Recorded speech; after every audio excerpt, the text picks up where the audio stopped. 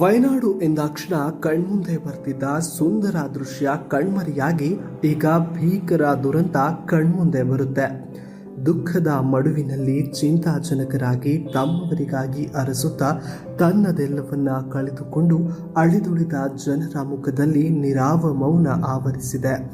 ಎತ್ತ ನೋಡಿದರೂ ಒಂದರ ಮೇಲೊಂದರಂತೆ ಕಂಡು ಬರುತ್ತಿರುವ ಹೆಣಗಳು, ತನ್ನವರಿಗಾಗಿ ಕಾದು ಕುಳಿತ ಮಂದಿಯ ಮುಖದಲ್ಲಿನ ಆತಂಕ, ಇವೆಲ್ಲವೂ ಎಂಥವರ ಕಣ್ಣನ್ನು ಒದ್ದೆ ಮಾಡುತ್ತೆ.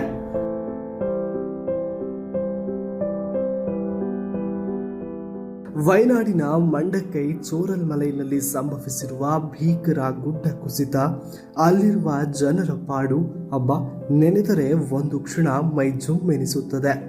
ಆ ಆಕ್ರಂದನ, ತನ್ನವರ ಕಳೆದುಕೊಂಡ ಕೂಗು, ಮುಂದೆ ಜೀವನ ಹೇಗಪ್ಪ ಅನ್ನೋ ಚಿಂತೆ ಎಲ್ಲವೂ ಒಟ್ಟಾಗಿ ಇಲ್ಲಿನ ಸಂತ್ರಸ್ತರ ಮನವನ್ನ ಹಿಂಡುತ್ತವೆ. ಈ ಎಲ್ಲ ಚಿಂತೆ ನೋವಿನಿಂದ ನಿರಾಶ್ರಿತರು ಮಾತಿದ್ದು ಮೂಕರಂತಾಗಿದ್ದಾರೆ. ಈ ನಿರಾಶ್ರಿತರ ಮೂಕ ವೇದನೆಗೆ ದನಿಯಾಗುವ ಪ್ರಯತ್ನದಲ್ಲಿ ನಮ್ಮ ಆಂದೋಲನ ವಯನಾಡಿನ ಮಂಡಕ್ಕೈ ಚೋರಲ್ ಸ್ಥಳಕ್ಕೆ ಭೇಟಿ ನೀಡಿತು.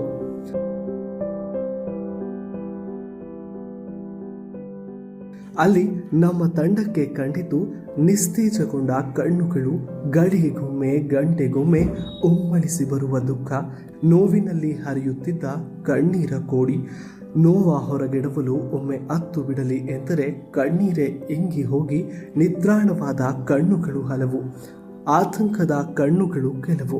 ತಮ್ಮನ್ನ ಎದುರುಗೊಂಡವರು ತಮ್ಮನ್ನ ದುಃಖದ ಬಾವಿಗೆ ತಳ್ಳಲು ಬರುತ್ತಿದ್ದಾರೆಯೋ, ಸಮಾಧಾನಕರ ಸುದ್ದಿಯನ್ನ ತರುತ್ತಿದ್ದಾರೆಯೋ ಎಂಬ ಆತಂಕ, ತನಗಾಗಿ ಯಾರೂ ಇಲ್ಲವೆಂಬ ಒಂಟಿ ಭಾವ, ದುಗುಡದಲ್ಲಿ ಜೀವ ಕೈಯಲ್ಲಿ ಹಿಡಿದು ಕೂತವರ ಕೀರಲು ಸ್ವರದ ಯಾತನೆ.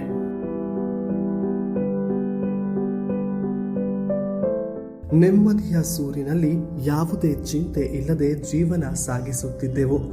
ಈಗ ನನ್ನದೆಂದು ಹೇಳಿಕೊಳ್ಳುವುದಕ್ಕಾಗಲಿ, ನನ್ನವರೆಂದು ಹೇಳಿಕೊಳ್ಳಲಾಗಲಿ ಏನೂ ಉಳಿದಿಲ್ಲವಲ್ಲ ಎಂದು ನೋವ ಹೊರ ಹಾಕಲಾರದೆ ಮತ್ತೊಬ್ಬರ ನೋವನ್ನ ನೋಡುತ್ತಾ, ಹಾಗೆಯೇ ಯಾಕಪ್ಪ ದೇವರೇ ಹೀಗೆ ಮಾಡಿಬಿಟ್ಟೆ ಎಂದು ಕೊರಗುತ್ತಾ ಉಮ್ಮಳಿಸಿ ಬರುವ ದುಃಖವನ್ನ ಒಡಲಲ್ಲಿ ಇಡಲಾರದೆ, ಹೊರಹಾಕಲಾರದೆ, ಏನೂ ತೋಚದೆ ಯಾತನೆ ಅನುಭವಿಸುವ ದೃಶ್ಯ ನಿಜಕ್ಕೂ ಮನ ಕಲಕುವಂಥದ್ದು.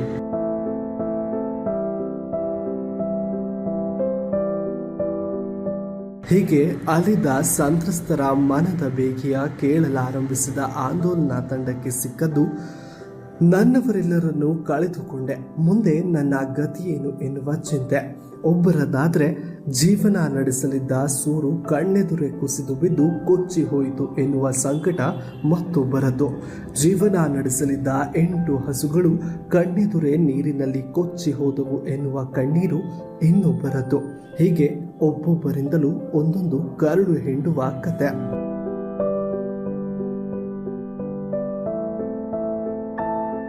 ಇನ್ನು ಆಶ್ರಯ ಕಳೆದುಕೊಂಡು ಶಿಬಿರದಲ್ಲಿರುವವರ ಕಣ್ಣೀರಿನ ಕತೆ ಒಂದೆಡೆಯಾದರೆ, ನಿಮ್ಮೊಂದಿಗೆ ನಾವಿದ್ದೇವೆ ಎಂದು ಸಹಾಯಕ್ಕೆ ನಿಲ್ಲುತ್ತಿರುವ ಕೇರಳ ಜನತೆಯ ಮಾನವೀಯತೆ ಮತ್ತೊಂದೆಡೆ.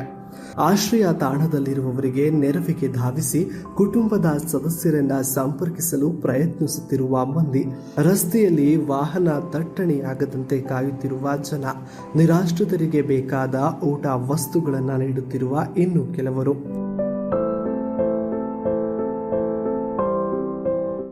ಒಟ್ಟಾರೆಯಾಗಿ ಸಕಲವನ್ನ ಕಳೆದುಕೊಂಡು ದುಃಖದ ಮಡುವಿನಲ್ಲಿರುವವರಿಗೆ ನೋವಿನ ಕಣ್ಣೀರ ಒರೆಸಿ ಕಷ್ಟಕ್ಕೆ ಹೆಗಲು ಕೊಡುತ್ತಿರುವ ಕೇರಳ ಜನತೆ, ಶೋಧ ಮತ್ತು ರಕ್ಷಣಾ ಕಾರ್ಯಾಚರಣೆ ನಡೆಸುತ್ತಿರುವ ಸರ್ಕಾರದ ಕಾರ್ಯಕ್ಕೆ ಜೊತೆಯಾಗಿ ನಿಂತಿರುವುದೇ ನೆಮ್ಮದಿಯ ವಿಷಯ.